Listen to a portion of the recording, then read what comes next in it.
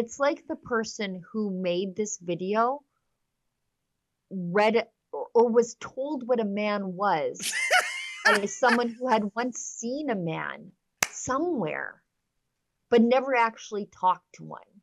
This is like third and fourth hand, like hearsay of what a man might be. If you asked a liberal woman who had seen one just out of the corner of her eye one time at the craft store. These are craft store men. This is what we're looking at. The one guy sitting on pay attention. There's one guy sitting on the tailgate of his truck. I live in the heart of manly men country. I'm an oil patch woman, farm woman, as blue collar as they come. I've done a lot of sitting with men on tailgates in my day. It's harvest. It's where you eat. I've never seen a man sit like that on a tailgate of a pickup truck. Gay, straight, or otherwise. I've never seen it. I just don't know. That man was staged to sit like that on the tailgate. So enough about the tailgate. Let's show this. I described it as the how do you do, fellow men video, because it's like they don't even know. They have no idea what a man is. I'm a man. I'm a man.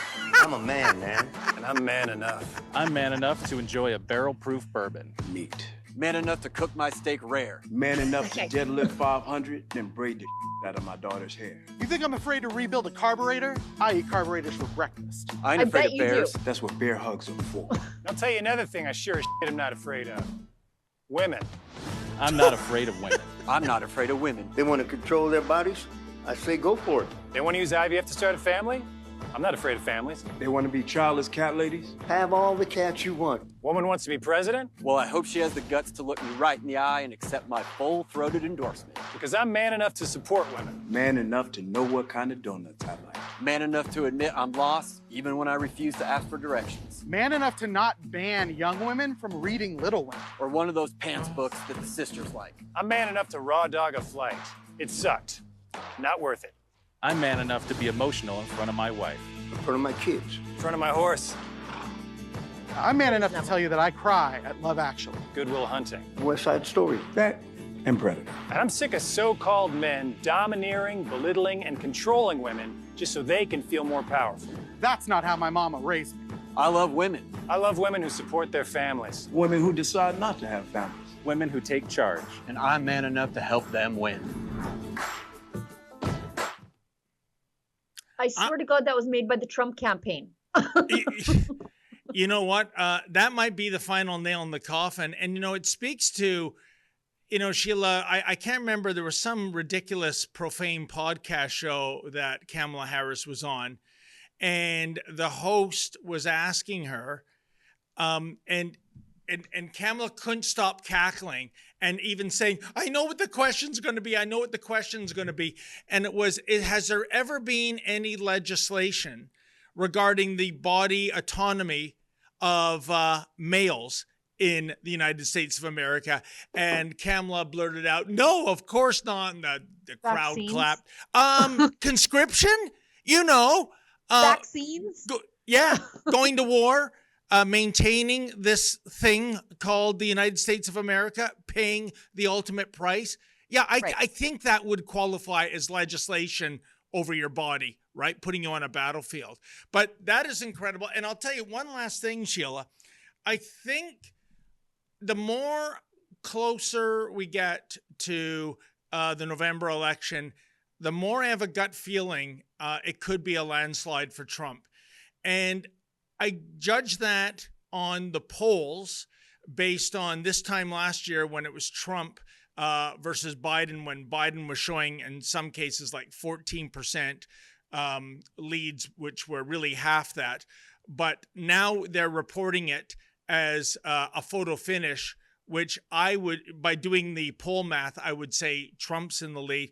But also it's the number of rats jumping a sinking ship. Last weekend, I don't know if you know about this, Sheila, Saturday Night Live crucified Harris-Walz in a sketch. Yes. And, you know, they brought back Dana Carvey, finally, who does a brilliant senile Joe Biden imitation. And I can't remember the name of the actor, but he did a spot-on Tim Waltz. Do we have that clip, Olivia, him being grilled like if he was in Tiananmen Square. If we do, that would do it better justice than I. No, I don't think we have it. So, Sheila, the question was, were you or were you not in Tiananmen Square during the student uprising? And Waltz goes... Said he was a bonehead. He goes, you know what? I think I was in Epcot. You know, I had gone to the German pavilion first, had a few beers, then went to the Beijing pavilion. I'm a knucklehead. He's never going to live that one down. But in any event, when you see Saturday Night Live turning on the Democrats in the 11th hour, I think the gig is up. I still am sort of shell-shocked by that video of those men. Like, it was all... I don't even know how to describe the medical condition I've come down with watching that, whatever that version of those men were. And they were all supposed to seem manly. I guess that was the point. You know, they're supposed Sheila, to seem manly, but I have dusty ovaries now watching that.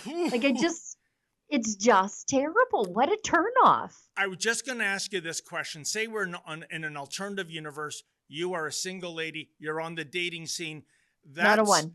No. Not a one. Take me to the cat shelter. I'm adopting 5. I will be one of the childless cat ladies if those are my options out there. And I think that is the problem with what the left is putting up for men. Yeah. They're driving women to the cats. I feel driven to the cats after watching this. Oh my goodness. The guy on the tailgate, I think, is the worst for me because look at sickness. Sick. They got a hay bale in front of him, like he knows what the difference between hay and straw. They've got a windmill in the background, very folksy. But at least hire like a Hollywood actor that looks like a cowboy. Give me a Rip from Yellowstone, not a Lance from the friggin' Starbucks is what they put up for me. You know what, Sheila? I think what you just said there, I think you're bang on. I think this was a bunch of city slickers coming in and saying that thing. That's the pickup truck. The thing. Yeah. My culture is not a costume. Yeah.